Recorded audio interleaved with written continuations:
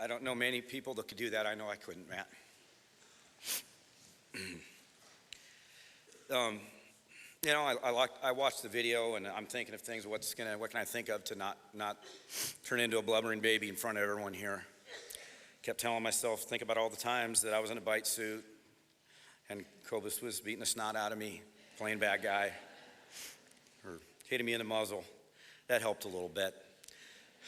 Matt has a big heart, but he's also a very dedicated, tough, professional individual, and his dog was the same. Cobus saved his love for his family at home,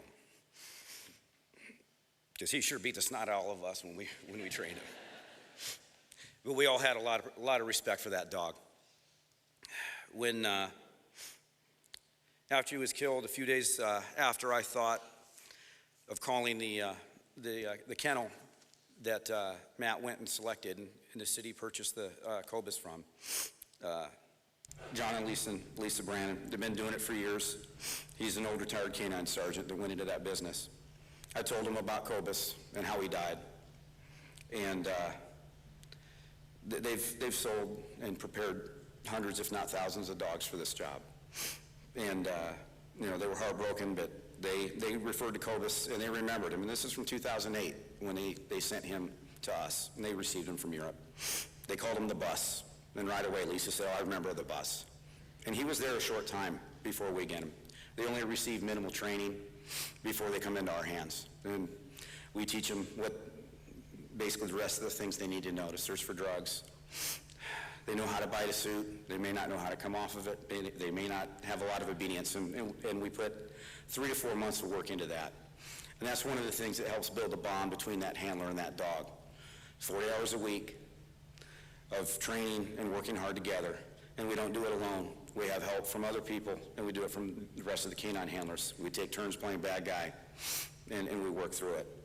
The bond builds very strong, and it's something that continues on when you go home. So you can imagine that. The last thing they said to me was, I think one of, I don't know if it was Aaron said it before, or someone said, John said when he heard of Cobus's death and how he died, and he said that's what that dog was born to do. And he was. I'd like to say to the community, being a police officer can be difficult. In my 23 years, it's become more difficult. We're not always supported. We see people at their worst. We see them when they're having their worst day.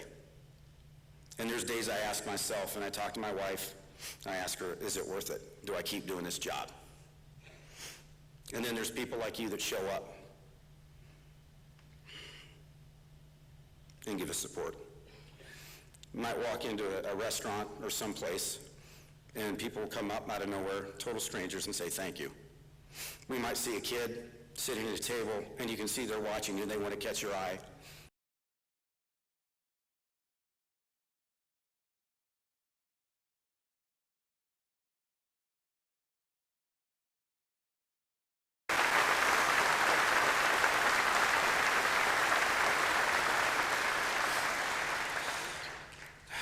I talked with Officer McKinney and the rest of the canine officers, and we have a message to the police officers in the room. This goes from the uniformed patrol officers, the CIB detectives, the SWAT officers, the outside agency canine units, and SWAT teams. We all serve the community, and we'll all lay down our lives to do that. But in canine, we feel we also serve and protect you. We all agreed Cobus died knowing what he was born to do, but that doesn't change our commitment to you. If there's an attic or a dirty crawl space or some place that you need us to go into, our dogs and us are going to go in there. Keep calling us. We're going to keep being the professionals that we are, because you guys are always professional. I guess the last thing I want to say, when I got the call that, hey, we need a dog on scene, I knew Charlie Moffett was available, and I sent Charlie. And he's a former Marine.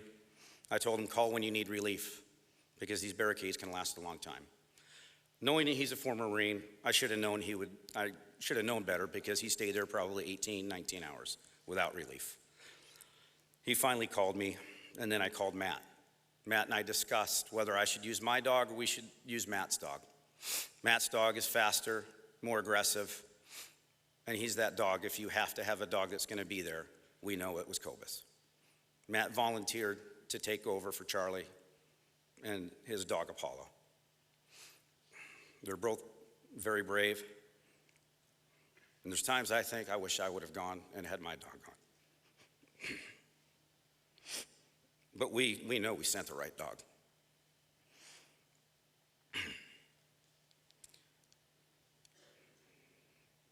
I'd like to just close with telling everyone that has donated items for today and funds to keep us going in the past. Thank you very much. It's very much appreciated. Now what I'd like to do is I'd like to ask Matt's children, Luke and Lauren, if you would please come up. There's a shadow box with a purple heart and Cobus's collar and a picture of Matt and Cobus. If you would please present that to your dad.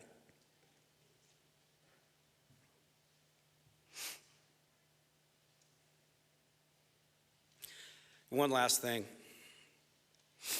We applauded Matt and Cobus. I'd like to have everyone give a round of applause for Matt's family.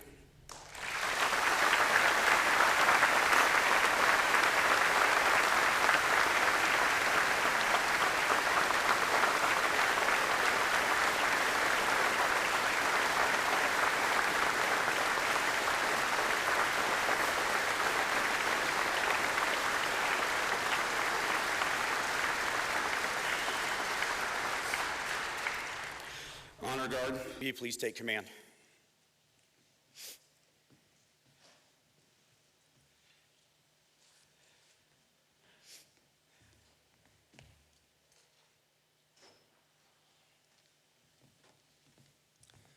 Please remain standing for the presentation of the flag.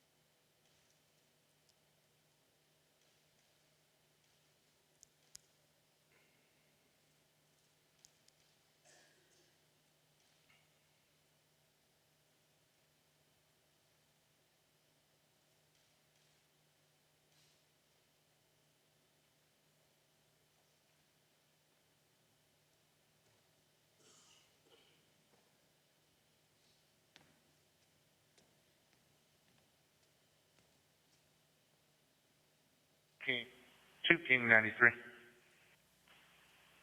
2 King 93. 2 King 93. This is final call for our friend and police service dog, Cobus. He bravely went into watch on Saturday, January 23rd at 6 p.m. and 08 hours. Cobus, we thank you for your service. May you rest in peace.